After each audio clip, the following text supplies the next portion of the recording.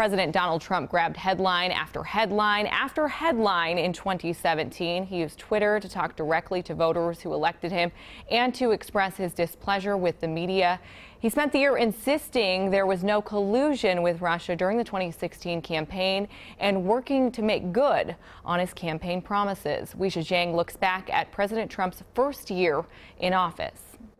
I, Donald John Trump. President Trump started his year with the oath of office. Together, we will make America great again. And put the media on notice, accusing reporters of lying about the inauguration crowd size. This was the largest audience to ever witness an inauguration, period. Special counsel Robert Mueller is investigating Russian meddling in the election and possible collusion between Trump associates and Moscow. They have phony witch hunts going against me. Mueller took over after Attorney General Jeff Sessions recused himself and President Trump fired former FBI Director James Comey. Would you be willing to speak under oath to give your version of those events? 100%. Mueller indicted former Trump campaign manager Paul Manafort and cut a plea deal with the president's former national security advisor, Michael Flynn. President Trump says he fired Flynn for lying to the vice president about conversations he had with Russian officials.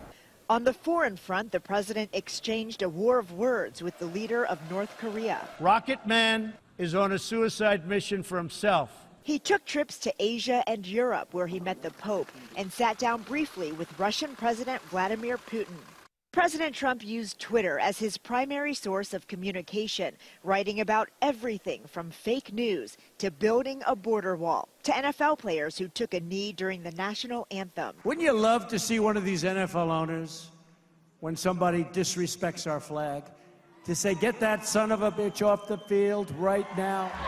The president was criticized when he refused to condemn white supremacists who sparked violence during a rally in Charlottesville. You look at both sides, I think there's blame on both sides. The president made good on many campaign promises, nominating conservative Judge Neil Gorsuch to the Supreme Court, enacting a travel ban for residents of 6 mostly Muslim countries, and declaring Jerusalem the capital of Israel.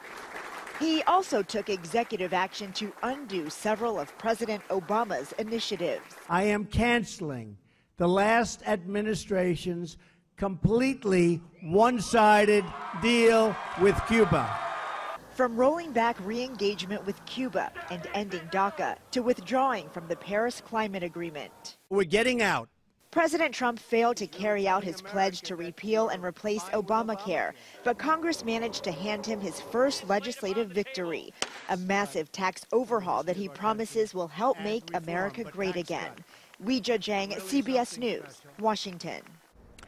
The president has been on vacation at Mar-a-Lago the past week, and he's been playing a lot of golf. Next weekend, he will meet with Republican leaders at Camp David to formulate a legislative agenda for 2018.